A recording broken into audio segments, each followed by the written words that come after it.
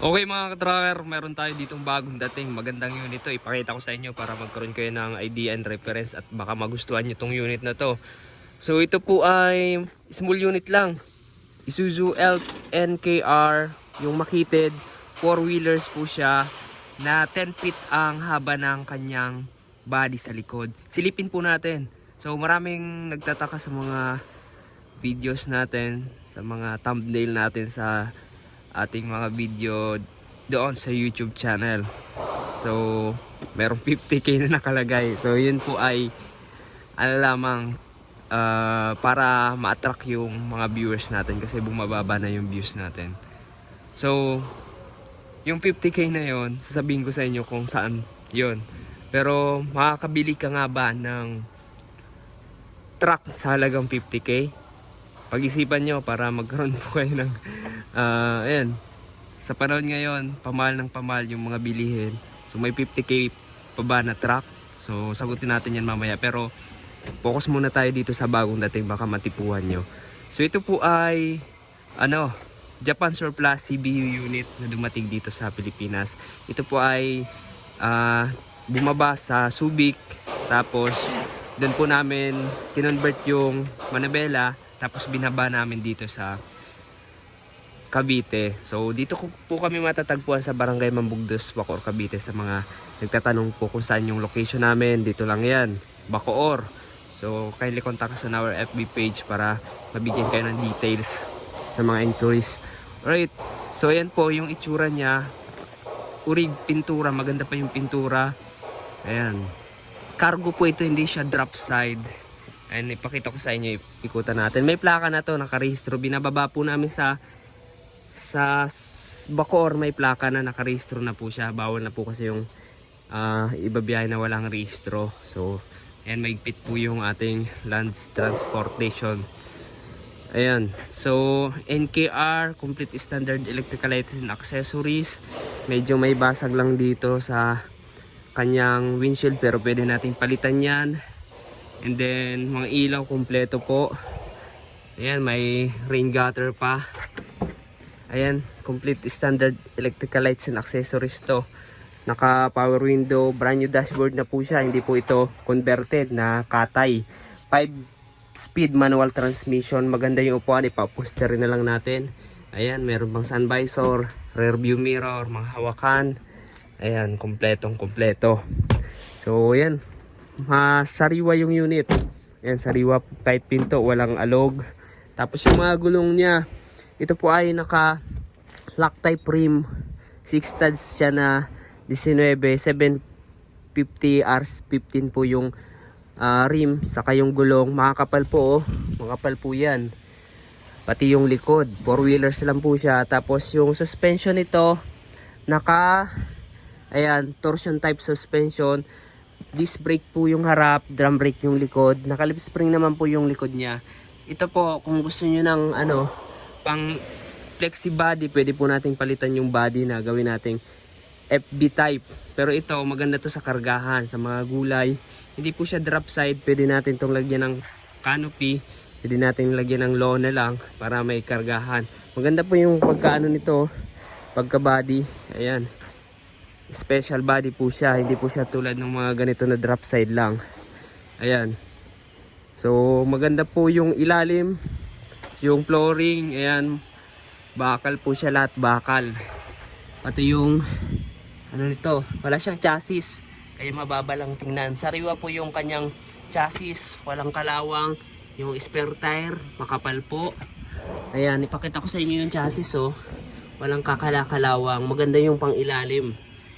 So talagang sariwa itong mga ka-tracker. Kaya kung gusto nyong makakuha ng unit, punta po kayo dito. Marami pa po kaming available unit, oh. Ayan, makapal yung gulong, lahat makapal. Ayan, chassis, oh, solid, napakapogi. Ang makina po nito, ayan, ang kaganda sa makina, 4HF1 po ang makina, malakas. Ayan, oh, 4HF1. Tapos 4.2 lang yung gross weight and 2.1 yung capacity. Wala po itong truck ban, wala po itong truck ban, kaya pwede nyo pong ibiyahe kahit saang kalsada. Ayan, dahil walang truck ban. Solid. Tapos yung Electrical lights and accessories, function. Ayan, lahat po gumagana yan, oh. Ayan, napaka-solid na. Ayan, kumpleto yung mga cages. Tapos yung makina niya, direct injection po siya. Ayan, direct injection na.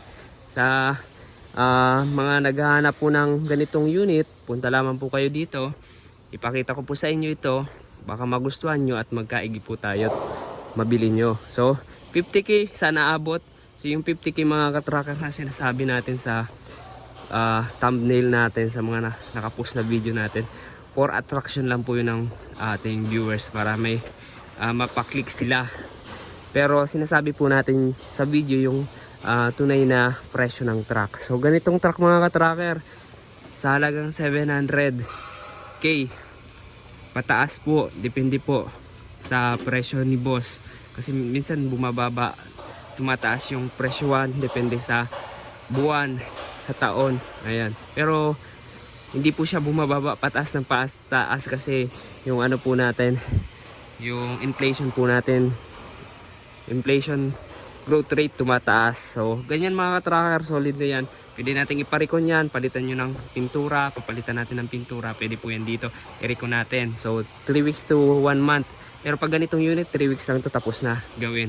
So sa registro naman, pag transfer, down kayo ng 50%. Kapag ginagawa po yung unit, ipaprocess na po yung pag-change ng ownership. So pag nilabas yung truck, nakatransfer na po sa inyo. So yun, ang 50k ay down payment for reservation lang po yan. 50k is reservation, malinaw po na sinabi natin. So kapag napili nyo yung truck, down po kayo ng 50k para hindi na po makuha ng ibang client. Hindi na ma-down na, naka-reserve na po sa inyo. So yung reservation fee, yan 50k, tapos yung pinaka-presyo ng truck, bayaran po natin pag cash payment po tayo. Cash mode of payment po natin, cash payment. So pag ilalabas na yung truck, bayaran nyo ng buo. So ibabawas na po yung down nyo sa dun sa pinaka ano nyo, bayad. So yun lamang po. Pero kung gusto nyo ng financing, meron po kaming accredited financing company na pwede nyong applyan. Ayan, marami po. Kailangan lang ng latest bank statement, DTI business permit, tapos valid IDs, and then yung ating application form. Kapag na-aprobahan, yan, makaka-loan po kayo ng truck. So third party po natin yun. Kayo po yung mag-uusap, financing agency, and then kayo kung ano po yung terms and condition po namin ninyo and the agreement, kung magkano po yung loanable amount, down payment, and then yung monthly amortization, at kung ilang taon po yung terms po ninyo. So yan lamang, sana naunawaan nyo at nagkaroon po kayo ng idea sa mga Japan surplus. So marami nagsasabi, but doon sa iba mura, but dito sa Cali mahal.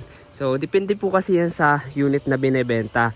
Ang presyo po ng truck iba-iba, lalo sa mga dealers, hindi po talaga magkakapareho. Pero ang ina-assure po namin dito ay quality. Meron pong quality yung truck namin, at CBU unit completely build up.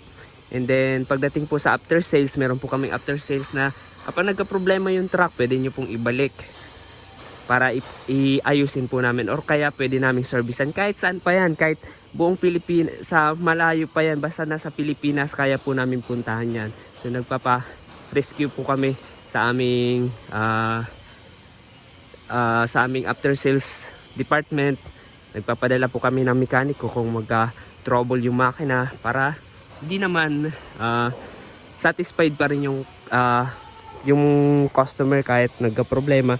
Nandun pa rin yung support po namin, at hindi po nawawala kahit ayan, tapos nang bilhin yung truck dito, kasi ano po namin yan, masisira po yung aming reputation. So ganun lamang mga ka-tracker, sana naunawaan nyo at nagkaroon po kayo ng idea and reference. At kung bago lang po kayo sa ating FB page and sa ating YouTube channel, baka mag-subscribe po kayo and mag-follow para updated po kayo sa mga videos natin na ilalabas pa. Marami pa po tayong unit na naka-display po dyan sa yard namin na ipapakita sa inyo, at kung magkano yung presyo.